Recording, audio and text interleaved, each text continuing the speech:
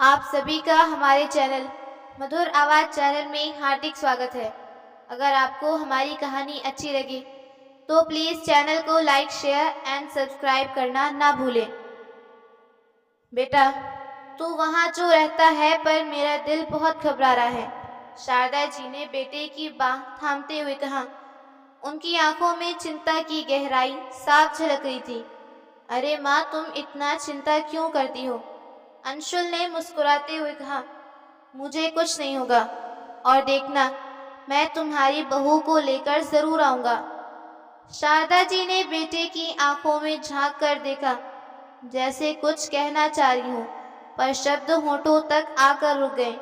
उन्होंने सिर हिलाया और दरवाजे की चौखट पर खड़ी रह गईं, जब तक अंशुल उनकी आंखों से ओझल नहीं हो गया।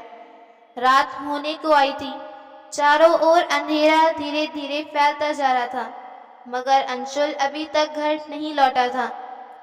शारदा जी का दिल अजीब सी घबराहट से भर गया।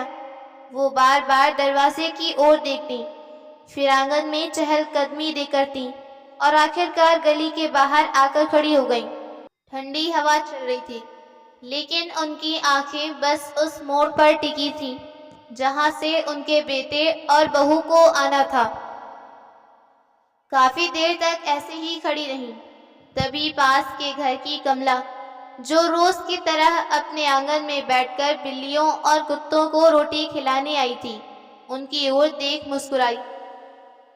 लेकिन शारदा जी के चेहरे पर चिंता की लकीरें देखकर वो ठिठक गई। वो पास आई और धीरे से बोली, क्या हुआ शारदा? रात को बाहर खड़ी हो, सब ठीक तो है? शारदा जी ने गहरी सांस ली। उनकी आंखें अब भी गली की ओर टिकी थीं। कमला जी की आवाज में जो चिंता थी, वो उनके भीतर की बेचैनी को और बढ़ा गई। क्या बताऊं कमला, अंशुल अपने ससुराल गया है, अपनी पत्नी सीमा को लेने। शारदा जी ने धीरे से कहा, मानो बात करते करते ही आंसू छलक पड़ेंगे। सुबह निकला था, बोला शाम को आऊंगा, लेकिन अब देख, रात हो गई है। कमला जी ने थोड़ी देर चुप रहकर पूछा, फोन लगाया क्या तूने? लगाया, कई बार लगाया। शारदा जी ने गला साफ करते हुए जवाब दिया, लेकिन लगता ही नहीं। लगता है जैसे फोन बंद है। कमला जी ने उनके कंधों पर हाथ रखा। तू अंदर चल शारदा, ठंडी हवा चल रही है। हो सकता है रास्ते में देर हो गई हो, या फिर वो अभी सीमा के घर में ही हो। इतना मत सोच, भगवान सब ठीक करेगा।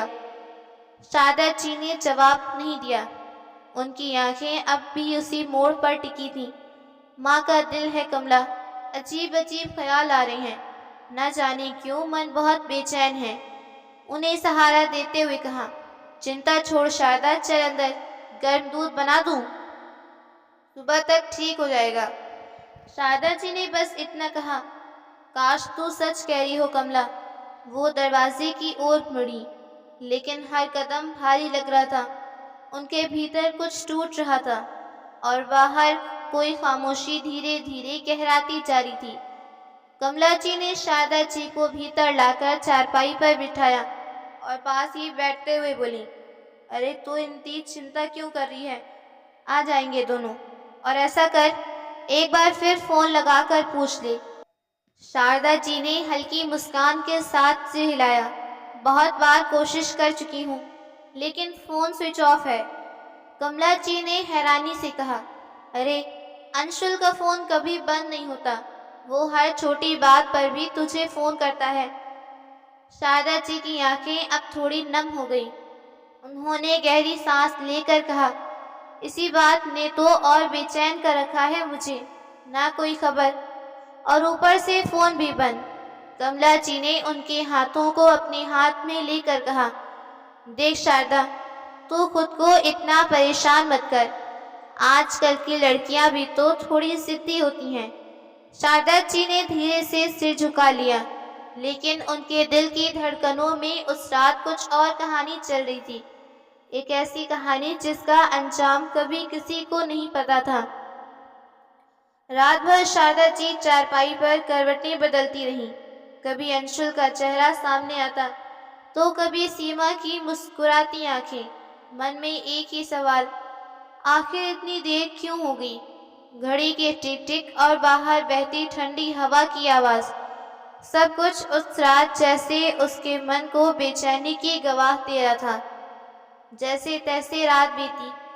सुबह की पहली किरण भी शारदा जी के लिए कोई राहत नहीं लाई। वो झटके से उठी और सीधा मोबाइल फ़ोन उठाया। कांपते हाथों से नंबर मिलाया, लेकिन अंशुल का फ़ोन अभी भी स्विच ऑफ था। अब शारदा जी की बेचैनी और बढ़ गई थी।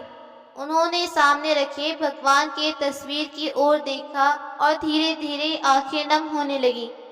हे भगवान, बस मेरे बच्चे को सही सलामत लौटा दें, और अगर कोई गलती हो तो मुझे सजा देना।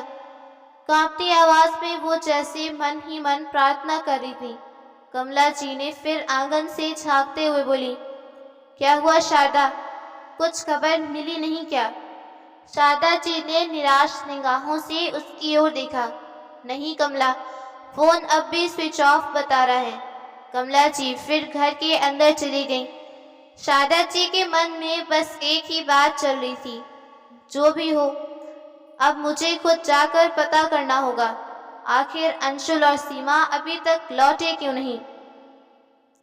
उन्होंने बक्से से अपनी गुलाबी रंग की साड़ी निकाली, कांपते हाथों से पल्लू ठीक किया। आंखों में नींद नहीं, सिर्फ चिंता और डर था। पूजा की थाली में से कुमकुम उठाकर माथे पर टीका लगाया और भगवान की मूर्ति के सामने सिर झुकाया। हे भगवान, बस मेरे बेटे बहू को सलामत रखना, बाकी जो तू चाहे कर लेना। शारदा जी ने अपनी चप्पल पहनी और निकल पड़ी। गली में ठंडी हवा चल रही थी। आसमान में बादल छाए थे, जैसे खुद कुदरत भी किसी अनजाने डर से सहमा हो। तभी कमला जी उन्हें बाहर आता देख चौंक गई। अरे शारदा, इतनी सुबह सुबह कहाँ चली तू? कुछ बताया भी नहीं। शारदा जी ने सीधा जवाब दिया, अब और इंतजार नहीं होता, वहां जाकर ही पता चलेगा कि इतनी देर क्यों हो गई और उनका फोन क्यों बंद है। कमला जी कुछ पल चुप रही, फिर बोली, ठीक है बहन, ध्यान रखना अपना, और हाँ, कुछ पता चले तो मुझे भी खबर कर देना। दिल घबरा रहा है मेरा भी। शारदा जी ने बस हल्की सी मुस्कान दी और तेज कदमों से गली के बाहर चल पड़ी। वो नहीं जानती थी कि ये सफ़र उनके सिर्फ बेटे तक पहुंचने का नहीं, बल्कि एक अनजाने सच से सामना करने का सफ़र बनने वाला था। शारदा जी जैसे ही सीमा के घर पहुंची, दरवाजे पर दस्तक दी। कुछ ही पल बाद भीतर से सीमा का छोटा भाई मुकेश दरवाज़ा खोलते हुए बाहर आया। सामने साड़ी में लिपटी, चिंता में डूबी शारदा जी को देखकर वो एक पल ठिठक गया। अरे माँ जी, आप यहाँ? उसने चौंकते हुए पूछा। शारदा जी ने अंदर झांकते हुए बस एक ही सवाल किया, अंशुल कहाँ है? इतने में भीतर से सीमा की माँ विमला जी बाहर आई। उन्होंने भी शारदा जी को देखकर हैरानी हुई। अरे शारदा जी, आप यहाँ अचानक कैसे आना हुआ? शारदा जी ने सीधी उनकी आंखों में देखते हुए कहा, मेरा बेटा अंशुल यहाँ आया था सीमा को लेने, लेकिन अब तक घर नहीं पहुँचा। उसका फ़ोन भी बंद है। बताइए कहाँ है वो? विमला जी ने माथे पर हाथ रखा, फिर बोली, दामाद जी तो आए थे कल सुबह, पूरा दिन यहाँ रहे, फिर रात को सीमा को लेकर निकल गए। कुछ पल रुककर चिंतित स्वर में बोली, क्या हुआ? वो घर नहीं पहुँचे अभी तक? शारदा जी की आंखें पल भर को सूनी हो गई। उन्होंने धीरे से सिर हिलाया और कहा, नहीं, और यही तो मुझे खाए जा रहा है, ना कोई खबर ना फ़ोन। विमला जी और मुकेश दोनों अब गंभीर हो चुके थे। शारदा जी, आप बैठिए, मैं अभी चाय बनवाती हूँ, विमला जी ने कहा। लेकिन शारदा जी ने हाथ के इशारे से रोकते हुए कहा, नहीं विमला जी, पहले बताइए, अंशुल और सीमा किस वक्त निकले थे? विमला जी ने माथे पर चिंता की रेखाएं लिए जवाब दिया, हाँ शारदा जी, कल रात करीब 9 बजे निकले थे। शारदा जी की सांसें अब और तेज हो गईं। उन्होंने गहरी नजर से विमला जी को देखा। इतनी रात को निकलना भी क्या जरूरी था? कम से कम एक बार फोन तो कर देते। मुकेश, जो अब तक चुपचाप खड़ा था। माँ जी, जीजा जी ने कहा था कि रास्ते में फोन करेंगे। शारदा जी ने पल्लू से अपना चेहरा पोंछा और धीरे से बोली, मेरा दिल बहुत घबरा रहा है विमला जी। पता नहीं क्यों, लग रहा है कुछ ठीक नहीं है। विमला जी ने उनका हाथ थामा और धीमे से कहा, आप चिंता मत कीजिए। विमला जी ने माथे पर हाथ रखते हुए याद किया और बोली, अरे हाँ, वो तो हमारे सामने ही ऑटो में बैठे थे। कहा था सीधा घर जा रहे हैं। शारदा जी की आवाज और चौड़ी हो गई और फोन भी बंद आ रहा है। ये कोई सामान्य बात नहीं है विमला जी। मुकेश ने भी सिर हिलाया। हाँ माँ, अब तो वाकई चिंता की बात है। अगर ऑटो से निकले थे तो हमें उस स्टैंड पर जाकर पूछताछ करनी चाहिए जहाँ से वो चढ़े थे। शायद कोई ड्राइवर पहचान ले। विमला जी ने शारदा जी की आंखों में चिंता की गहराई देखी, फिर तुरंत अपने बेटे की ओर देखा। मुकेश बेटा, तू शारदा जी के साथ जा। हाँ मुकेश, चल बेटा, अब और देर नहीं करनी चाहिए। मुकेश तुरंत तैयार हुआ और शारदा जी के साथ बाहर निकल गया। शारदा जी की साड़ी का पल्लू हवा में लहरा रहा था। उनके चेहरे पर डर, चिंता और एक अजीब सी बेचैनी थी। वो बार बार मन ही मन भगवान को याद कर रही थी, हे प्रभु, बस मेरा बेटा सही सलामत हो। जहाँ भी हो बस उसका कोई पता चल जाए। अब वो दोनों सीधे उस ऑटो स्टैंड की तरफ बढ़ चले जहाँ से अंशुल और सीमा को जाते हुए आखिरी बार देखा गया था। ऑटो स्टैंड पर पहुंचकर शारदा जी और मुकेश ने इधर उधर पूछताछ की, मगर किसी को अंशुल या सीमा के बारे में कुछ पता न चला। एक चाय वाले से पूछा, पास खड़े रिक्शे वालों से बात की? नहीं भैया, हमने तो किसी ऐसे जोड़े को नहीं देखा। शारदा जी का चेहरा बुझ सा गया। उन्होंने अपने माथे पर हाथ रखा और गहरी सांस लेते हुए बोली, मुकेश, अब मुझे तो लगता है हमें पुलिस में शिकायत कर देनी चाहिए। पता नहीं क्या हो गया मेरे बच्चों को। मुकेश ने उनका हाथ थाम कर कहा, माँ जी, आप घबराइए मत। देखिए, जीजा जी और दीदी कोई छोटे बच्चे तो नहीं कि अचानक गुम हो जाएं। हो सकता है वो किसी दोस्त के यहाँ रुक गई हों और फिर फोन की बैटरी खत्म हो गई हो। शारदा जी ने गमगीन नजरों से उसकी तरफ देखा, लेकिन बिना बताए इतनी देर हो गई। मेरा दिल बहुत बेचैन हो रहा है बेटा। मुकेश ने हल्के से मुस्कुराते हुए उन्हें दिलासा दिया। आप ऐसा कीजिए, अभी घर चली जाइए। अगर मुझे कोई खबर मिलती है या कोई कॉल आता है तो मैं आपको बता दूंगा। आप चिंता मत कीजिए। आखिर वो जाएंगे कहाँ? शारदा जी चुप हो गईं। दिल भारी था, पर मुकेश की बातों में कुछ राहत सी मिली। वो धीमे धीमे कदमों से वापस घर की ओर चल पड़ी, पर हर कदम के साथ दिल की धड़कन और बढ़ रही थी। शारदा जी घर तो लौट आई, लेकिन बेटे बहू की चिंता ने उन्हें एक पल के लिए भी चैन नहीं लेने दिया। उनका दिल बेचैन था। आंखें बार बार दरवाजे की ओर उठती, जैसे हर आहट पर उम्मीद जागती हो कि शायद अंशुल और सीमा लौट आई। रसोई में रखा खाना वैसे ही पड़ा रहा। उन्हें ना तो कुछ खाने का मन था, ना ही घर के किसी काम में मन लग रहा था। हर कोने में बस सन्नाटा था, जो उनके अंदर की बेचैनी को और गहरा कर रहा था। वो कभी बिस्तर पर बैठती, फिर उठकर खिड़की के पास जाकर झांकती। आंखें बार बार भर आती और होठों पर दुआएं, हे भगवान, जहाँ भी हो मेरे बच्चे, उन्हें सही सलामत रखना। बस उन्हें मेरे पास लौटा देना। फिर अचानक ही बुरे बुरे ख्याल मन में आने लगे। कहीं रास्ते में कोई हादसा तो नहीं हो गया? किसी ने कुछ कर तो नहीं दिया? शारदा जी का दिल जोर जोर से धड़कने लगा, पर उसी पल उन्होंने खुद को संभालते हुए सिर झटका और खुद से ही बोली, नहीं नहीं शारदा, ऐसा कुछ नहीं होगा। मेरे अंशुल और सीमा ठीक हैं। ज़रूर कोई वजह रही होगी तभी देर हुई। आ जाएंगे वो। उनके आंसू रुक नहीं रहे थे, लेकिन वो अपनी उम्मीद को टूटने नहीं दे रही थी। 2 दिन बीत चुके थे, लेकिन अंशुल और सीमा का कोई पता नहीं चल रहा था। शारदा जी अब बिल्कुल भी चैन से नहीं बैठ पा रही थी। उनका दिल हर पल अजीब सी बेचैनी से घिरा रहता। रातों को नींद नहीं आती और दिन में किसी काम में मन नहीं लगता। तीसरे दिन सुबह सुबह उन्होंने एक फैसला किया। वो उठी, जल्दी जल्दी साड़ी पहनी, दरवाजे को ताला लगाया और अपने पर्स को संभालते हुए गली पार करने लगी। चेहरा चिंता से थका हुआ था, आंखों में घबराहट थी। अभी उन्होंने गली का मोड़ पार ही किया था कि सामने उनकी पुरानी जानकार अंशुल की मामी सास, जो उसी उत्तम नगर की गली में रहती थी, सामने से आती दिखी। उन्होंने शारदा जी को इस तरह जल्दी में देखा तो तुरंत रोक लिया। अरे बहन जी, कहाँ जा रही हो ऐसी जल्दी जल्दी में?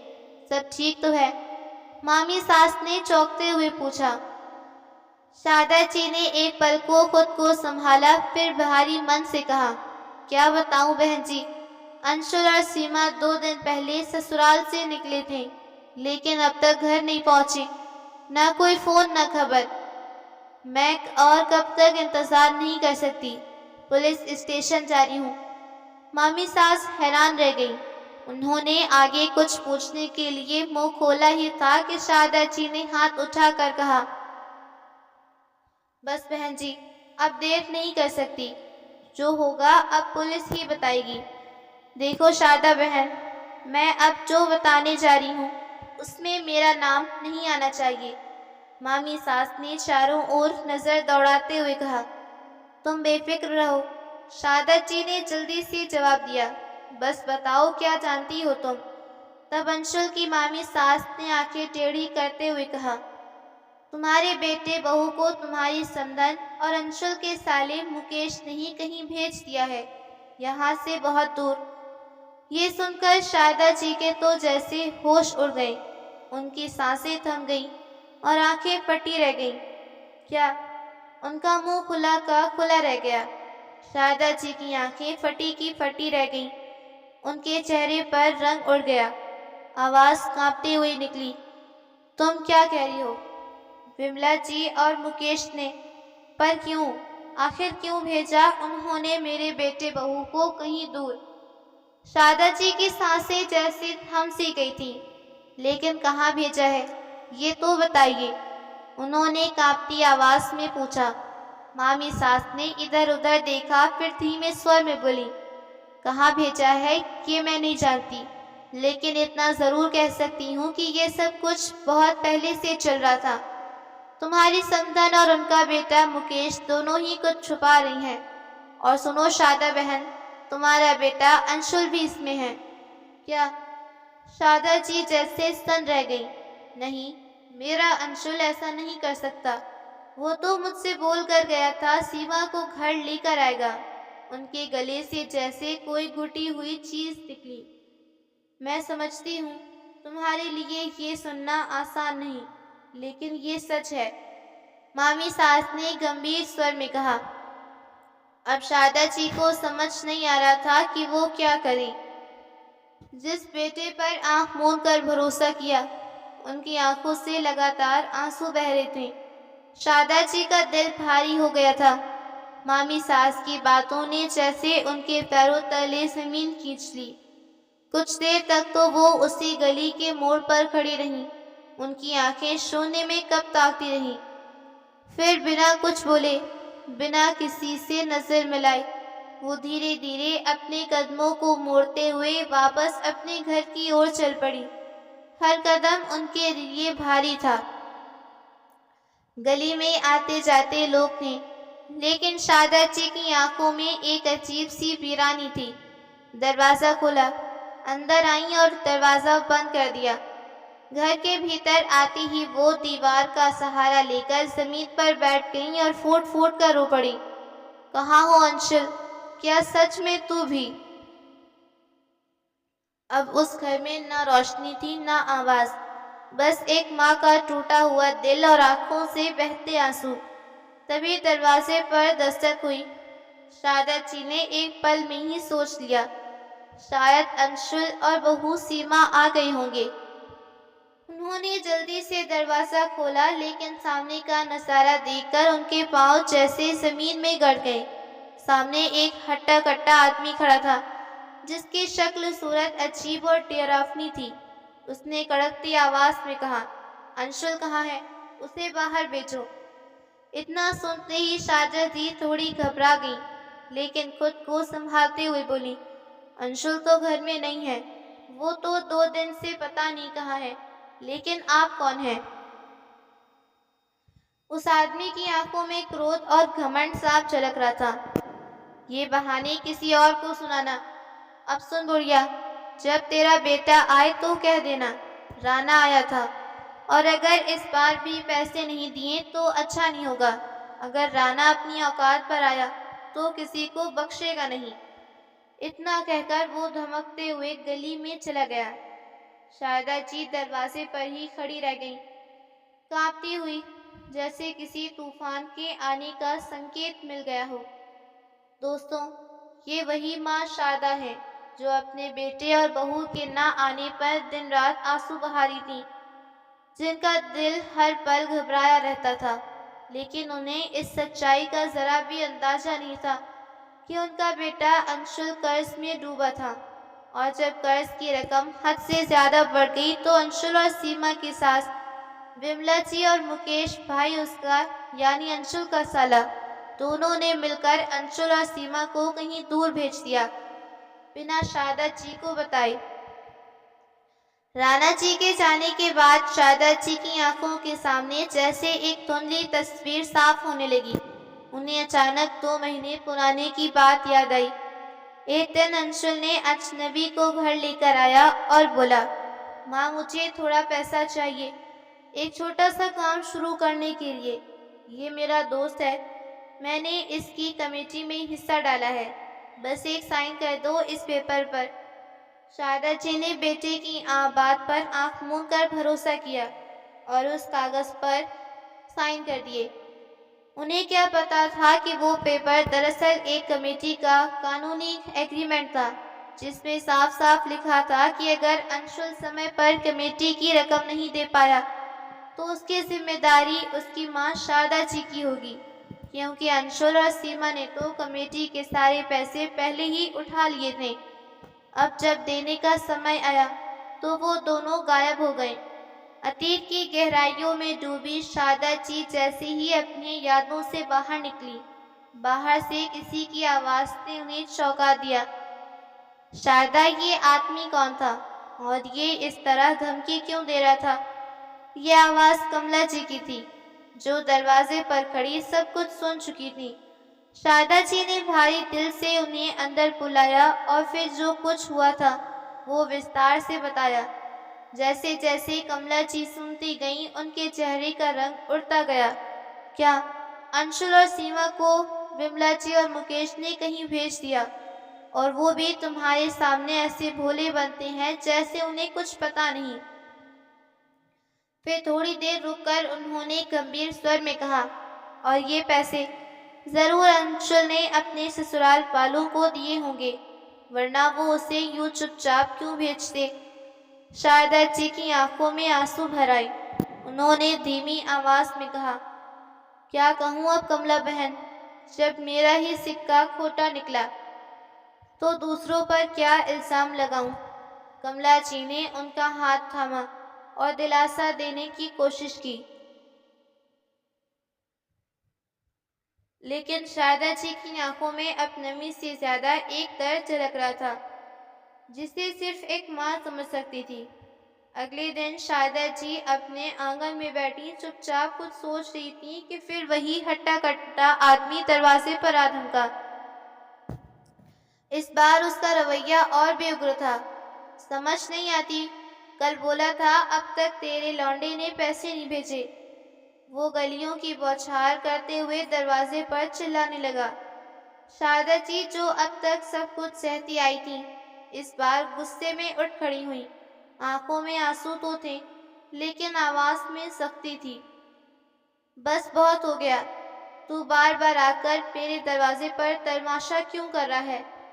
साफ साफ बता कितने पैसे लेने हैं तुझे? उस आदमी ने होठों में बेड़ी दबाते हुए तीखी हंसी हंसी। ज्यादा नहीं, बस 1 लाख रुपए। शारदा जी का दिल बैठ गया। चेहरे पर एक पल को डर साफ झलका, लेकिन फिर भी वो डट कर बोली, मेरा बेटा तो 2 दिन से गायब है और तू यहाँ वसूली के लिए खड़ा है। पैसे चाहिए ना, तो जा ढूंढ उसे। और हाँ, अगली बार गाली देकर गया ना तो सीधे पुलिस में शिकायत करूंगी, समझा तू? वो आदमी थोड़ी देर घूरता रहा, फिर अपनी चप्पल पटकते हुए बोला, अभी मैं जा रहा हूँ, लेकिन मैं बाद में पैसे लेने जरूर आऊंगा।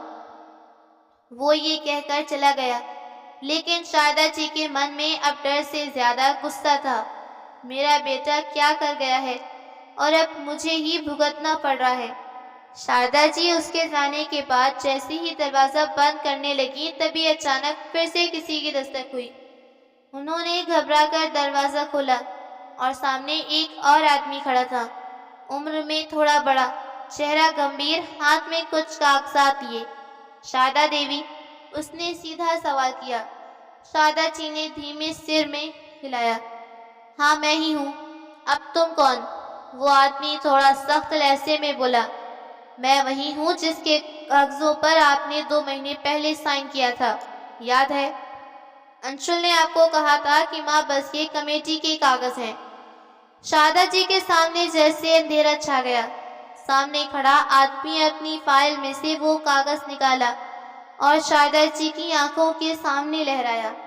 देखिए माँ जी, ये रहा वो पेपर। ये देखिए, यहाँ आपके साइन हैं और इसमें साफ साफ लिखा है, अगर अंशुल कमेटी की रकम समय पर नहीं चुका पाया तो उसकी माता श्रीमती शारदा जी का पूरी जिम्मेदारी लेंगी। शारदा जी कांपते हाथों से कागज पकड़कर देखने लगी। मैंने तो कुछ समझे बगैर साइन कर दिए थे। मुझे नहीं पता था कि आदमी ने बात काटते हुए कहा, कागज पर साइन है मतलब आप जिम्मेदार हैं। मैं पिछले 1 महीने से अंशुल को फोन कर रहा हूँ। अब अगर उसने कमेटी ली है और पैसा नहीं दिया तो जिम्मेदारी आपकी है। आपका बेटा 2 कमेटी से पैसे ले चुका है और उसके बाद उसने एक भी किश्त नहीं दी, और ब्याज के साथ जो रकम बन रही है वो 75,000 से ऊपर है। अब बताइए माँ जी, आप क्या करेंगी? शारदा जी की आंखें भर आईं। क्या करूं? कहाँ से लाऊं इतना पैसा? मेरा बेटा तो मुझे लुटा कर चला गया। आदमी ने ठंडी सांस लेते हुए कहा, देखिए माँ जी, मैं समझ सकता हूँ आपका दुख, लेकिन मुझे भी ऊपर से दबाव है। इतना कहकर वो आदमी चला गया और शारदा जी वहीं दरवाजे के पास बैठी रह गई। एक माँ जो बेटे की चिंता में रोते रोते अब उसकी गलती की सजा भुगतने को मजबूर थी। शारदा जी की आंखों में आंसू थमने का नाम नहीं ले रहे थे। बेटा, जिसकी परवरिश में उन्होंने अपना सब कुछ लगा दिया, वही आज उन्हें इस मोड़ पर छोड़ गया। अब ना कोई उम्मीद थी, ना कोई सहारा। उस छोटे से घर की तरफ उन्होंने देखा जिसकी दीवारें उनके पति की यादों में बसी थी। वही घर जिसे उन्होंने बड़ी मेहनत से सजाया था, अब वही घर उनकी आखिरी उम्मीद बन चुकी थी। धीरे धीरे उठी, अलमारी से वो पुराने कागज निकाले जिसमें घर के सारे दस्तावेज थे। दिल पर पत्थर रखकर अगले दिन सुबह वो पास के बैंक गई। वहां बैठकर धीमी आवाज में अधिकारी से बोली, मुझे अपने घर के बदले लोन लेना है। बैंक अधिकारी ने दस्तावेज ध्यान से देखा, एक एक पन्ना पलटते हुए। शारदा जी बेचैनी से उसकी आंखों के हाव भाव पढ़ने की कोशिश करी थी। कुछ देर बाद वो अधिकारी गंभीर स्वर में बोला, माफ कीजिएगा माता जी, लेकिन आपके दस्तावेज अधूरे हैं। घर के नाम का म्यूटेशन पेपर नहीं है और बिजली का बिल भी किसी और के नाम पर है। इस स्थिति में हम आपको लोन नहीं दे सकते। शारदा जी की उम्मीद जैसे किसी ने एक झटके में तोड़ दी। उन्होंने कांपती आवाज में कहा, बेटा, मेरे पास तो बस यही घर है और वो भी मेरे पति की देन है। बैंक अधिकारी ने सहानुभूति देखा, पर नियमों की बंदिशों में बंधा था। समझता हूँ आपकी मजबूरी, लेकिन जब तक सारे दस्तावेज पूरे नहीं होंगे बैंक कुछ नहीं कर सकता। शारदा जी कुर्सी पर बैठी बैठी उनकी आंखें भर आईं। मन ही मन वो सोचने लगी, अब मैं क्या करूं, कहाँ जाऊं? ये घर भी अब मेरे नाम नहीं। क्या भगवान ने मुंह मोड़ लिया है मुझसे, या फिर किस्मत कोई नया रास्ता खोलेगी? शारदा जी बैंक से भारी दिल लिए जैसे तैसे अपने घर पहुंची, लेकिन दरवाजे पर पहुंची ही थी कि वहां का नजारा देख उनके कदम ठिठक गए। गली के मोड़ से ही लोगों की भीड़ जमा दिख रही थी। कुछ लोग आपस में कानाफूसी कर रहे थे, कुछ घबराए से इधर उधर देख रहे थे। शारदा जी का दिल जोर जोर से धड़कने लगा। जैसे ही उन्होंने भीड़ के पास जाकर देखा, वहां वही हट्टा कट्टा आदमी खड़ा था, राणा। उसके साथ अब दो और अजनबी लड़के थे, जो चेहरे से ही गुंडा मिजाज लग रहे थे। राणा चीख चीख कर कह रहा था, अब अगर इस बुढ़िया ने कल तक पैसे नहीं दिए तो हम खुद ही घर के अंदर घुसकर सामान उठा लेंगे। लोग तमाशा देख रहे थे, लेकिन कोई आगे नहीं आया। शारदा जी कांपते हुए बोली, क्या बदतमीजी है ये मेरा घर है, कौन होते हो तुम ऐसे धमकी देने वाले? राणा ने एक तीखी नजर डाली और जोर से हंसा, तेरा बेटा तेरे पैसे खा गया और अब तू ईमानदार बनने का नाटक करी है। कल तक पैसे दे देना, नहीं तो ताला तोड़कर घुस जाऊंगा। लोगों की भीड़ में कोई कुछ नहीं बोला। शारदा जी की आंखें भर आईं। उन्होंने थरथराते स्वर में बस इतना ही कहा, भगवान के लिए इतना मत गिरो, मेरा घर मत छीनो। राणा की धमकियों के बीच अचानक एक तेज आवाज आई, ओए, ज्यादा क्यों बोल रहा है? अपनी हद में रहकर बात कर। भीड़ चौकी और सबकी नजर एक तरफ घूमी। वहां कमला जी का बेटा रमेश खड़ा था, गुस्से से आंखें लाल, चेहरा सख्त। इतनी अकड़ कहीं और दिखाना समझा। अकेले आंटी जी को देखकर जो मुंह में आए बोल रहा है, अब बता कितने पैसे लेने आया है? रमेश राणा की आंखों में आंखें डालकर बोला। राणा थोड़ा सकपकाया, पर एटीट्यूड में बोला, तो बीच में पर जो उधार है वो चुकाना पड़ेगा, 1 लाख का हिसाब है। रमेश आगे बढ़कर बोला, हिसाब किताब बाद में होगा, लेकिन गली में खड़े होकर चिल्लाने की जरूरत नहीं। ये हमारी शारदा आंटी है, और हाँ, अगर अगली बार किसी गुंडे को लेकर आया ना तो तेरे खिलाफ पुलिस में रिपोर्ट दर्ज करूंगा। भीड़ में थोड़ी सी सरसराहट थी। राणा ने माहौल भांप लिया और आंखें तरेते हुए बोला, ठीक है, मैं कल शाम तक इंतजार करता हूँ, वरना देख लेना। वो अपने साथियों के साथ गली से निकल गया। शारदा जी अभी भी सन्न थीं, आंखें भीगी हुई थीं। रमेश ने पास जाकर धीरे से कहा, शारदा आंटी, आप अकेली नहीं हैं। रमेश तो चला गया, लेकिन शारदा जी को अब समझ आ गया था कि कोई नहीं आएगा मदद के लिए। रिश्तेदार, जान पहचान वाले सब जैसे मुंह मोड़ चुके थे, और रमेश वो भी बस दिलासा देकर चला गया, लेकिन उसके बस में कुछ था ही नहीं। शाम ढलने लगी थी। घर की दीवारों पर पड़ी परछाइयां और गहरी हो गईं। शारदा जी एक कोने में बैठी उस घर को देख रही थी, वही घर जो उनके पति की आखिरी निशानी थी। अब इस घर को ही गिरवी रखना पड़ेगा। अगली सुबह उन्होंने दस्तावेजों को फिर से समेटा और इस बार सीधा एक प्राइवेट साहूकार के पास पहुंची। वहां एक अधेड़ उम्र का आदमी कुर्सी पर बैठा था, जिसने पहले तो कागज देखे, फिर शारदा जी की हालत। तो आप घर गिरवी रखकर 1.5 लाख लेना चाहती हैं? उसने थोड़ा रूखा लहजा अपनाते हुए कहा। हाँ जी, बस थोड़े दिन की बात है, जैसे ही बेटा लौटेगा सब चुका देंगे, शारदा जी ने भर्राए गले से कहा। साहूकार ने उनकी हालत का फायदा उठाते हुए मुस्कुराते हुए बोला, देखो अम्मा, हालात तो तुम्हारी खराब है, मैं 1.5 लाख रुपए तक दे सकता हूँ, लेकिन एक शर्त पर। कैसी शर्त? घर 2 मंजिला है ना, तुम नीचे रहती हो, ऊपर वाला फ्लोर खाली है। तुम ऊपर वाला फ्लोर हिस्सा गिरवी रख दो। जब तक पूरा पैसा ब्याज समेत लौटा नहीं दोगी, तब तक उस पर मेरा कब्जा रहेगा।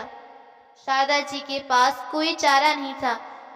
आंसू आंखों से टपकते, लेकिन दिल पर पत्थर रखकर कागजों पर दस्तखत कर दिए। साहूकार ने एक मोटी रकम का लिफाफा निकालकर उनके हाथ में थमाया। ये लो 1.5 लाख रुपए, और याद रहे 3 महीने में पैसा नहीं चुकाया तो ऊपर वाले फ्लोर पर मेरा हक होगा, कानूनी तौर पर। शारदा जी ने बिना कुछ कहे लिफाफा उठाया और भारी कदमों से अपने घर की ओर बढ़ी। शारदा जी भारी मन से घर लौटी। उनके साथ रमेश भी था। लिफाफे में रखे नोटों को उन्होंने कांपते हाथों से निकाला और 2 हिस्सों में बांट दिया। एक में 1 लाख रुपए, दूसरा हिस्सा 50,000 का। थोड़ी देर में दरवाजे पर वही रौबदार दस्तूर, राना आया है, वही गरजती आवाज सुनाई दी। रमेश ने दरवाजा खोला। राना कुछ और लड़कों के साथ खड़ा था, पर इस बार उसके तेवर पहले जैसे नहीं थे, क्योंकि उसे अंदाजा था कि अब बात सीधे पैसे की है। शारदा जी ने बिना कोई बात किए चुपचाप लिफाफा उसकी ओर बढ़ा दिया। ये लो तुम्हारे पूरे 1 लाख रुपए। अब दोबारा इस दरवाजे पर आने की जरूरत नहीं। राना ने पैसे गिने, मुस्कुराया और बोला, अम्मा जी काम तमाम हुआ। वो चला गया। थोड़ी देर बाद दूसरा आदमी भी आया, वही जिसकी कमेटी में शारदा जी ने अंशुल के कहने पर साइन किए थे। मुझे पूरे 75,000 चाहिए, वो जोर से बोला।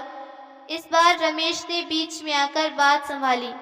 देखो भाई, हालात देख ही रहे हो, तुम्हें अभी 50,000 मिल रहे हैं। बाकी की बची रकम अगर माफ कर सको तो थोड़ी इंसानियत दिखाओ, क्योंकि जो कमेटी थी वो असल में धोखे से कराई गई थी। वो आदमी थोड़ी देर सोचता रहा, फिर बोला, चलो ठीक है, इस बार छोड़ देता हूँ, लेकिन अगली बार ऐसे कागजों पर साइन कराने से पहले जरूर सोचना। रमेश ने शारदा जी की तरफ देखा और कहा, चलिए, एक बड़ा बोझ उतर गया, अब धीरे धीरे सब ठीक हो जाएगा। शारदा जी ने एक गहरी सांस ली, लेकिन उनके मन में अब भी कई सवाल थे। अंशुल कहाँ है? क्या सच में वो अपने ससुराल वालों के साथ मिलकर ये सब कर गया? धीरे धीरे समय बीतता गया। हर सुबह शारदा जी दरवाजे की ओर उम्मीद भरी नजरों से देखती, शायद आज मेरा बेटा लौट आए। लेकिन आज कोई चिट्ठी या फोन आ जाए। ना कोई चिट्ठी, ना फोन। जिस बेटे की एक आवाज सुनकर उनका दिन संवर जाता था, उसी बेटे ने मानो उनकी सुध लेना ही छोड़ दिया था। कभी कभी रात को अकेले बैठे हुए शारदा जी अपने आप से बातें करती, क्या इतना मुश्किल है एक माँ की खैरियत पूछना? क्या इतनी जल्दी भूल गया वो सब कुछ जो मैंने उसके लिए किया था? उनकी आंखें हर रोज किसी अपने के इंतजार में दरवाजे पर टिकी रहती, लेकिन बेटा जो कहीं दूर अपने जीवन में उलझा था, शायद ये भी भूल चुका था कि उसकी माँ अब अकेली है और बेसहारा भी। अंशुल को घर से गए 2 साल हो चुके थे। शारदा जी अब अपनी पेंशन से ही किसी तरह अपना गुजारा कर रही थी। 2 वक्त की रोटी और दवाइयों के खर्चे ही जैसे अब उनका पूरा जीवन बन चुका था। आंखों में एक उम्मीद थी कि अंशुल लौटेगा, माफी मांगेगा और अपनी माँ को फिर से गले लगाएगा। हर महीने पेंशन आती, वो पहले बिजली पानी का बिल भरती, फिर कुछ राशन लाती, और जो बचता उसमें थोड़ा थोड़ा जोड़कर हर महीने कुछ बचत करती। वो छोटी सी गुल्लक जो अब मंदिर के पास रखी रहती थी, उसमें उनका सपना बंद था, बेटे से मिलने का सपना। शाम को अक्सर वो अपने पुराने एल्बम निकालती और तस्वीरों में खो जाती। अंशुल की बचपन की मुस्कान, स्कूल यूनिफॉर्म में खिंचवाई तस्वीरें, उसकी शादी की तस्वीरें, और चुपचाप आंसू पोंछकर रख लेती। पर आज की शाम कुछ अलग थी। मंदिर में दिया जलाने के बाद जैसे ही वो आंगन में बैठी, दरवाजे पर धीमी दस्तक हुई। उनकी धड़कन तेज हो गई। कौन हो सकता है इस वक्त? शारदा जी की आंखों में चमक लौट आई।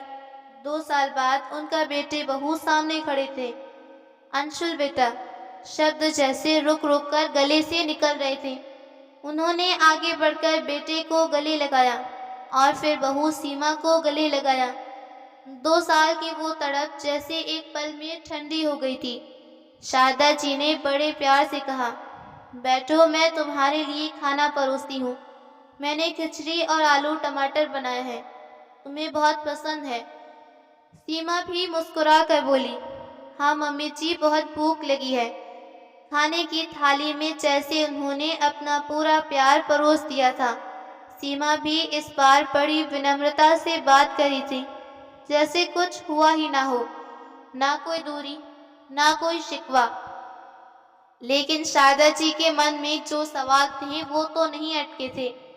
उन्होंने खाना परोसते हुए धीमे स्वर में कहा, कहाँ चले गए थे बिना बताए? 2 साल तक कोई खबर तक नहीं दी। अंशुल ने तुरंत बात काटते हुए कहा, माँ भी रात काफ़ी हो गई है, हम दोनों बहुत थक गए हैं, बात करते हैं सुबह, अभी आराम करने दो। शारदा जी ने कुछ नहीं कहा, बस एक फीकी सी मुस्कान देकर सिर हिला दिया, पर दिल के अंदर कई सवाल थे। दोस्तों, क्या अंशुल सच में लौट आया था या उसके आने के पीछे कोई और वजह थी? सुबह की हल्की धूप खिड़की से कमरे में आ रही थी। शारदा जी जल्दी उठ गईं। आखिर 2 साल बाद बेटे बहू लौटे थे। वो सोच रही थी कि आज अंशुल से दिल खोलकर बात करेंगी। बेटा, बहुत तड़प गई थी तेरे लिए। थोड़ी देर बाद अंशुल उठा, आंखें मलते हुए कमरे से बाहर आया। शारदा जी ने मुस्कुराते हुए चाय का कप आगे बढ़ाया, ले बेटा, तेरी पसंद की अदरक वाली चाय बनाई है। अंशुल ने चुपचाप चाय ले ली। सीमा भी उठकर आई और बनावटी मुस्कान के साथ बोली, माँ जी, आप तो बिल्कुल नहीं बदली, वही प्यार, वही अपनापन। शारदा जी ने बात घुमाते हुए कहा, बेटा, 2 साल तक एक बार भी फोन नहीं किया, कोई खबर तक नहीं दी, कहाँ थे तुम लोग? अंशुल चाय की चुस्की लेकर बोला, माँ, अब वो सब बातें करने से क्या फायदा, हम तो लौट आए हैं ना। शारदा जी का मन अब भी सवालों से भरा था, लेकिन उन्होंने खुद को रोक लिया। कुछ देर बाद अंशुल ने रुक रुक कर कहा, माँ, असल बात यह है कि वो ऊपर वाला फ्लोर जो आपने गिरवी रखा था, अब जब सब ठीक हो गया है तो हम सोच रहे थे कि हमें अपना हिस्सा मिल जाए। शारदा जी के हाथ से चाय का कप नीचे गिर गया। हिस्सा? उन्होंने धीमे लेकिन सख्त स्वर में दोहराया। हाँ माँ, सीमा आगे बढ़ के बोली, देखिए, हम अब वापस आए हैं और ऊपर वाला हिस्सा तो हमारा भी है, आखिरकार बेटा है ना आपका। शारदा जी कुछ पल तो चुप रही, फिर बोली, बेटा, हक से पहले फर्ज निभाया जाता है और फर्ज बिना निभाए कोई हिस्सा सिर्फ कागजों में होता है, दिलों में नहीं। शारदा जी की आंखों में अब ना आंसू थे ना कोई उम्मीद, बस एक ठहरी हुई शांति थी जो टूटे हुए दिल की सबसे बड़ी निशानी होती है। जैसे किसी अनजाने को देख रही हूँ। धीरे से उन्होंने कहा, तुम्हें ऊपर वाला हिस्सा चाहिए। अंशुल और सीमा ने उत्सुकता से सिर हिलाया। शारदा जी गहरी सांस लेते हुए बोली, जिसने तुम्हें बताया है कि ऊपर वाला फ्लोर मैंने गिरवी रखा है, उसने ये नहीं बताया कि वो हिस्सा मैंने बहुत पहले बेच दिया था। बेच दिया? सीमा की आवाज़ एकदम चौंक की थी। हाँ, शारदा जी अब सख्त लहजे में बोल रही थी। जब तुमने अपना कर्ज छोड़कर गए थे और तुम्हारे कर्जदार आए थे, तब मुझे कोई रास्ता नहीं सूझा। घर गिरवी रखा और फिर बेचा ताकि तुम्हारा नाम खराब ना हो। तुम्हारे झूठे वादों की सजा तुम्हारी बूढ़ी माँ ने भुगती। अंशुल चुप रहा। शायद उसे समझ नहीं आ रहा था कि अब क्या कहे। आज तुम हिस्सा मांगने आए हो, लेकिन तुम भूल गए कि हिस्सा माँ से मांगा नहीं जाता, वो तो उसके आंचल में छुपा होता है। और जब वो तुमने आंचल छोड़ दिया तो तुम्हारा कोई हक नहीं। सीमा कुछ कहने को उठी, लेकिन शारदा जी ने हाथ के इशारे से रोका। अब कुछ मत कहो, क्योंकि तुम्हारे शब्द अब मेरे लिए मायने नहीं रखते। अंशुल का चेहरा गुस्से से लाल हो गया। अपनी कुर्सी से उठते हुए तेज कदमों में कहा, माँ, मैं कुछ नहीं जानता, मेरा कोई कर्ज नहीं था, ना मैंने किसी से पैसे लिए। अगर आपने कुछ किया है तो वो आपका फैसला था। अब जब मैं लौटा हूँ तो मुझे मेरा हिस्सा चाहिए। शारदा जी हक्की बक्की रह गईं। इतने सालों की ममता, त्याग और दर्द एक झटके में जैसे रौंद दिए गए। उधर सीमा भी अब अपने असली रंग में आ चुकी थी। आंखें तरेरते हुए बोली, हाँ माँ, हमें हमारा हिस्सा चाहिए। शारदा जी का दिल जैसे टुकड़े टुकड़े हो गया। वो स्तब्ध रह गईं कुछ पल के लिए। उनकी आंखें अंशुल के चेहरे पर टिक गईं। क्या ये वही बेटा था जो कभी उनके आंचल से लिपट कर रहता था? माँ, मैं आपको अकेला नहीं छोड़ूंगा। क्या ये वही बच्चा था जिसके लिए उन्होंने अपनी सारी जिंदगी कुर्बान कर दी? गहरी सांस लेते हुए उन्होंने खुद को समेटा और ठंडी लेकिन दृढ़ आवाज में बोली, तुम्हारा हिस्सा चाहिए तो सुनो। जिस दिन तुमने इस घर से मुंह मोड़ा था, उस दिन से तुम्हारा इस घर में कोई हिस्सा नहीं बचा। अंशुल कुछ बोलने को हुआ, लेकिन शारदा जी ने हाथ उठाकर उसे रोका। अगर कानून की बात करनी है तो अदालत चले जाना, लेकिन माँ के दिल में हिस्से नहीं होते, वहाँ सिर्फ मोह होता है, और वो तुमने कब का खो दिया है। अंशुल ने जब देखा कि माँ टस से मस नहीं हो रही, तो उसने गुस्से में मगर चतुराई से कहा, ठीक है माँ, अगर हिस्सा नहीं देना चाहती तो मत दो, लेकिन अब हम यहीं रहेंगे, इसी घर में, यही हमारा हक है। शारदा जी चुपचाप खड़ी थी। उनकी आंखों में वह ठहराव था जो तूफानों को भी शांत कर दे। फिर एक लंबी सांस लेकर उन्होंने बहुत शांत लेकिन सख्त लहजे में कहा, ठीक है अंशुल, तुम यहाँ रह सकते हो। ये घर अभी मेरा है और मेरे रहते किसी को बाहर नहीं किया जाएगा। लेकिन एक बात कान खोल कर सुन लो, हिस्से की बात अपनी जुबान पर मत लाना, वरना मुझसे बुरा कोई नहीं होगा। सीमा कुछ बोलने को हुई, लेकिन शारदा जी की आंखों की गहराई और आवाज की ठंडक में ऐसा कुछ था कि वो ठिठक गई। पूरा कमरा एक पल को सन्नाटे में डूब गया। हवा जैसी थम गई। फिर शारदा जी ने रसोई की ओर रुख किया और बोली, भूख लगी हो तो खाना बना हुआ है। अंशुल और सीमा को घर लौटे अब 7 दिन हो चुके थे। रात के तकरीबन 10 बज चुके थे। शारदा जी अपने कमरे में चुपचाप बैठी थी। मन में सैकड़ों सवाल, दर्द की लहरें अब बार बार उठ रही थी। अंशुल लड़खड़ाता हुआ घर में घुसा, शराब के नशे में धुत, आंखें सुर्ख थी। माँ, खाना कहाँ है? उसने ऊंची आवाज में कहा। शारदा जी ने देखा और समझ गई कि ये वो बेटा नहीं जिसे उन्होंने पाला था। वो कुछ कहती कि इससे पहले अंशुल ऊंची आवाज में चिल्लाने लगा, तू समझती क्या है खुद को? तेरा ये घर है, लेकिन ये अब हमारा है, हक है हमारा। शारदा जी चुप रहीं, लेकिन उनके आंसू बहने लगे। तभी सीमा भी बाहर आई और बोली, हर बात में बस हमें ही सुनाती हैं, जैसे हम कुछ गलत कर रहे हों। कभी अपनी गलती भी देखिए, हमें क्यों नहीं देती घर का हिस्सा? उसकी बातों में कटाक्ष था, कड़वाहट थी, और एक बहू का वो आदर नहीं किया था जो एक माँ के लिए होना चाहिए। शारदा जी अभी कुछ बोलती, उसी वक्त अंशुल ने अपनी माँ पर जैसे ही हाथ उठाया, तभी शारदा जी ने एक जोरदार थप्पड़ अंशुल के गाल पर मारा। शारदा जी की आंखों में अब आंसू नहीं बल्कि आग थी। उन्होंने गुस्से में कहा, जिस बेटे को मैंने चलना सिखाया, आज वही मुझ पर हाथ उठाएगा। मेरी जिंदगी की सबसे बड़ी भूल ये थी कि तुझ पर यकीन किया।